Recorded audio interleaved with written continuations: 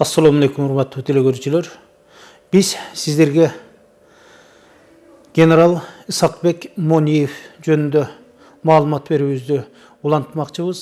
Албетте, ушул китептин негизинде могу мен алдымда турган General Isakbek деген ушул жука болсо дагы бир далай маалыматтарды ичине камтыган китептин негизинде сиздерге маалымат берип жаткандан кийин бүгүнкү көрсөтүүбүздү ушул General Isakbek'tin азасындагы кошок менен баштоону туура көрүп турам.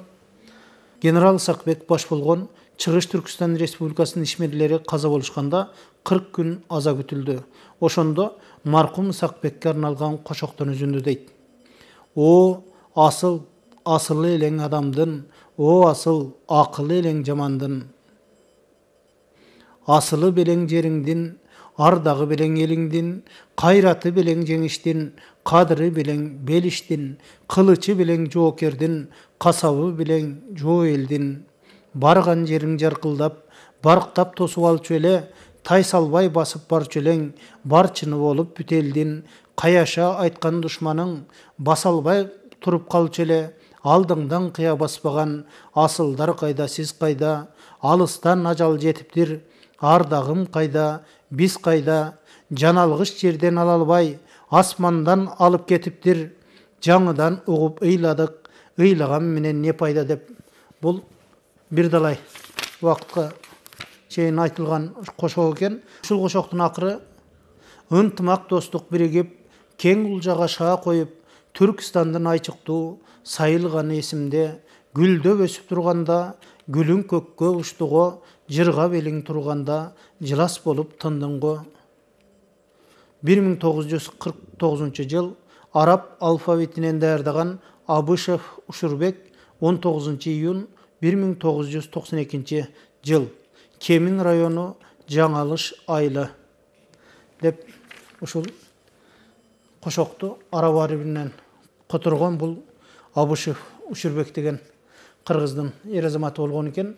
Биз бүгүн көрсөтүүбүздө ушул General Isakbek'tin өлүмү, анын кайгылуу тагдыры туурасында маалыматтарды бермекчибиз.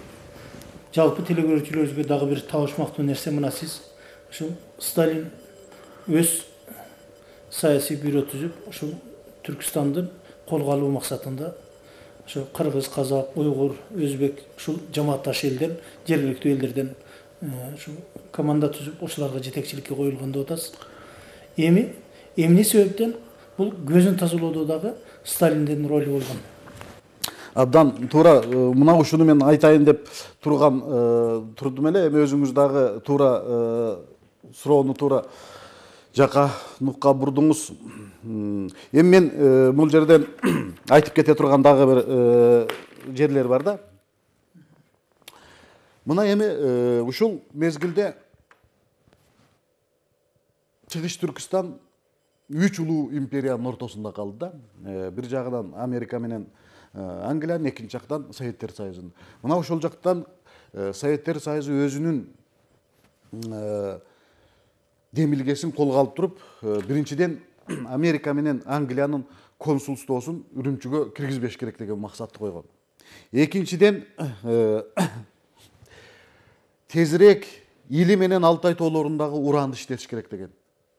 Үчүнчүдөн дагы эле болсо Советтер Союзу СССР начарлап турган согуш мезгилде айыл чарба продукциясыны ушул Чыгыш Түркістандан алып келип, өзүнүн экономикасына кичине жардам болсун деген максатты коет да.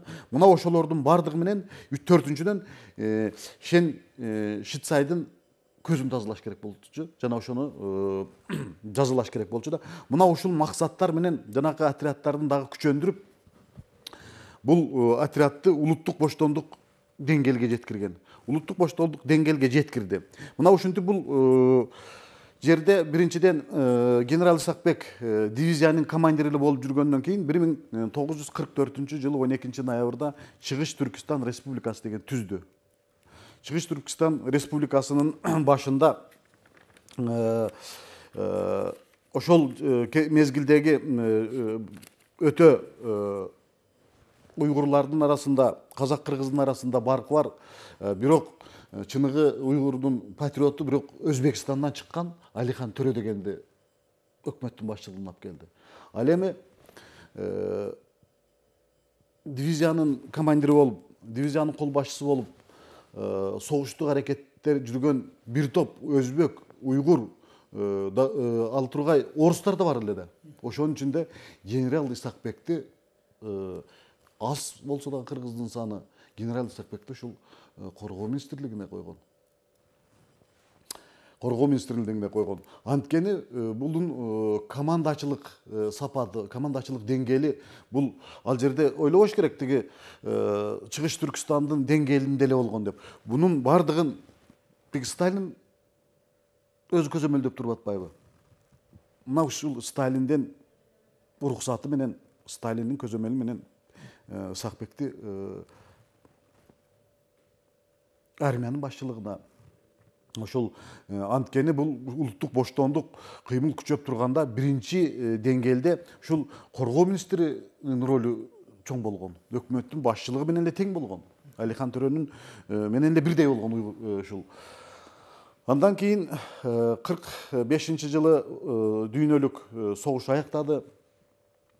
Август айында Черчилль, Сталин, Рузвельт жолугушту. Мына ушул жолугушууда Сталин Кокустан Чаңкайшыдан телеграмма алган да. Бул телеграммада Чаңкайшы билдирген: биз Монголияга эркиндик беребиз дагы Монголиянын көз карандылыгын тааныйбыз. Ал эми сиздер ушул Кытайдын бир бөлүгү деп таанысаңыздар жакшы болот эле. Теги Чыгыш Түркістан деген телеграмма алат. Бул телеграммага жооп кылып Сталин ушул Чыгыш Түркістанды Кытайдыкы деп бир бөлүгү деп тааныйбыз деп кайра телеграмма жөнөтөт да. Мына ошондо Нью-Йорк Таймс газетасына чыккан экен ошол мезгилде эле.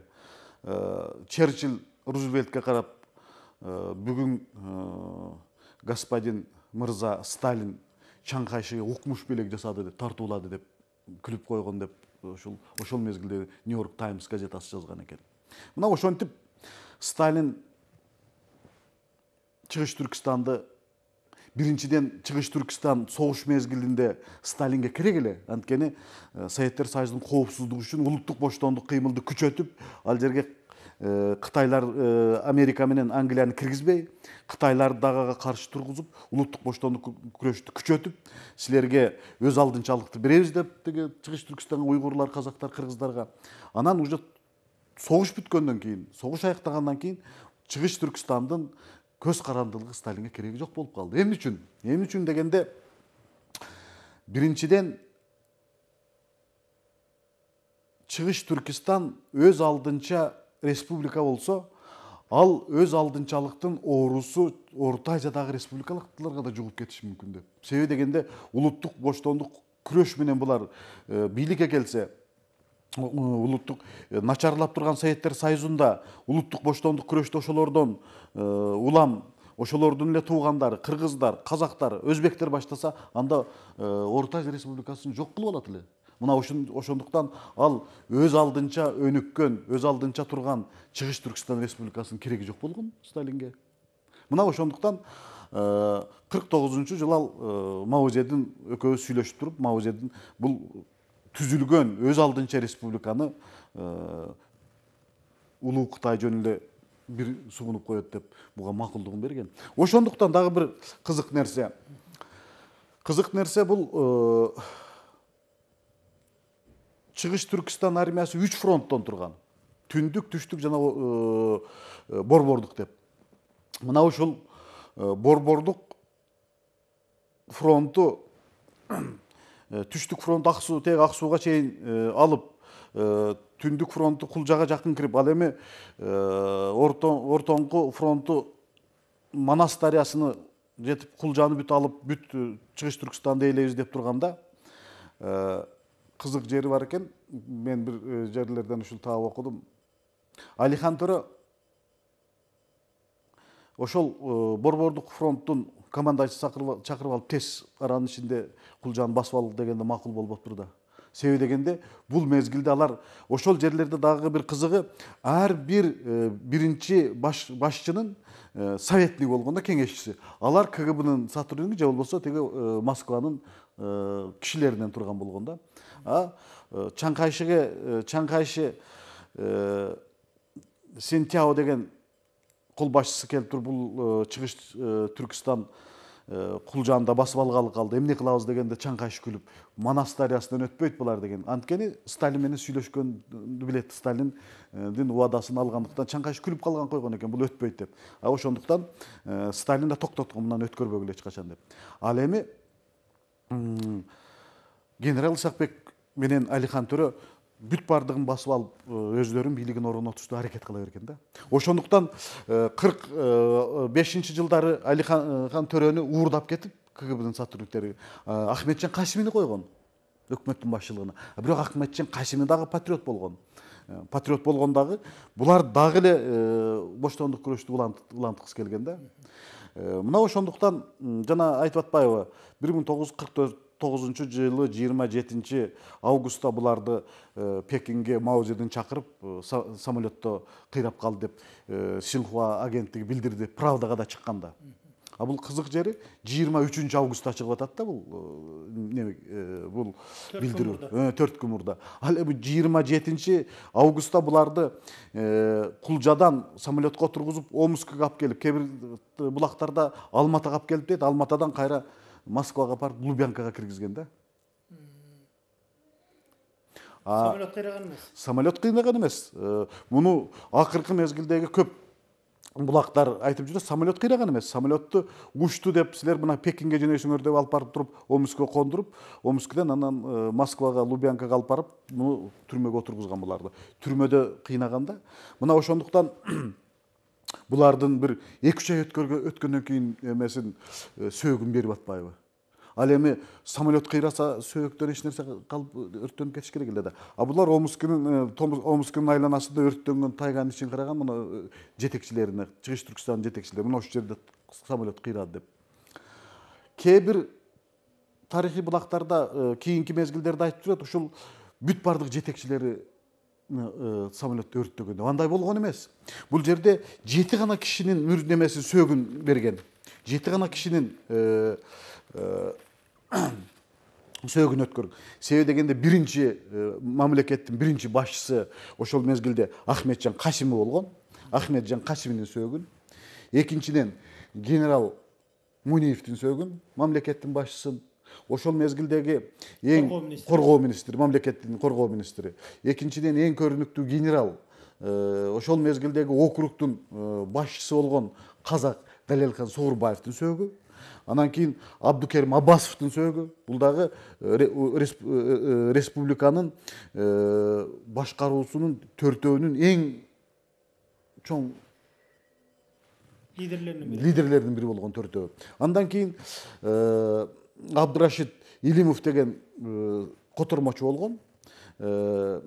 Гани Каримов деген булардын адъютанты болгон. Бул жетекчилердин адъютанты. Анан Кашиминин бир тууган иниси болгон, ушу жетөө эле болгон. Жетөөнү эле чакырган Пекинге.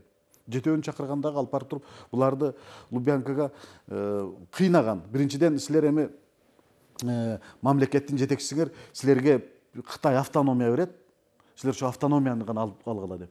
Мына ушу булар автономияны алгысы келген эмес. Биз боштондук үчүн күрөшүп, боштондук үчүн 5-6 жылдын ичинде ушунчалык адамдарыбызды жоготуп боштондукту алсак, биз автономия болбойбуз Кытайга деген маселени койгон. Булар келишимди алып келген, даяр келишимди. Мына ушул келишимге кол коесуңар, бул келишим негизинде силер Кытайга автономия болосуңар, андан кийин өзүңөрдүн мамлекетти башкара бергиле деп.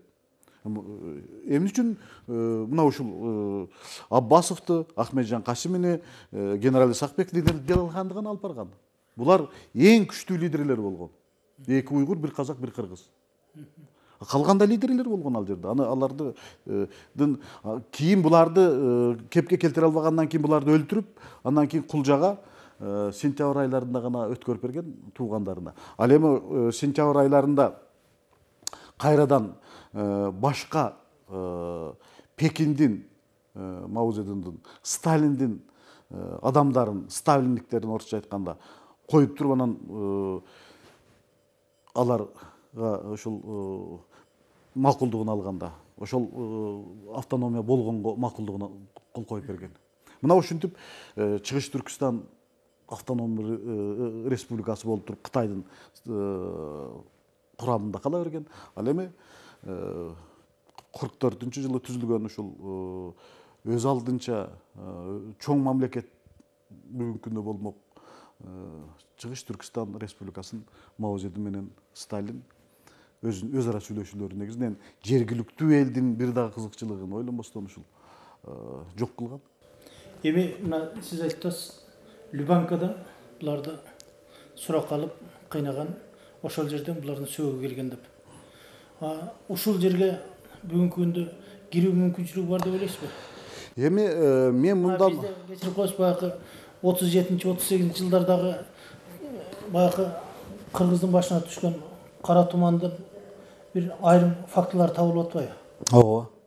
Эми бул башка нерсе да, Султанбек мырза. Анткени мен мындан бир 5 жыл мурун жогорку кеңештин депутаттары аркылуу КГБнын архивине кирүүгө аракет кылганбыз. Мунун бул кишинин документтери биздин КГБнын архивинде жок болуп чыкты да. Бул көбүнчө ушул Россиянын КГБнын архивинде абдан көп документ бар.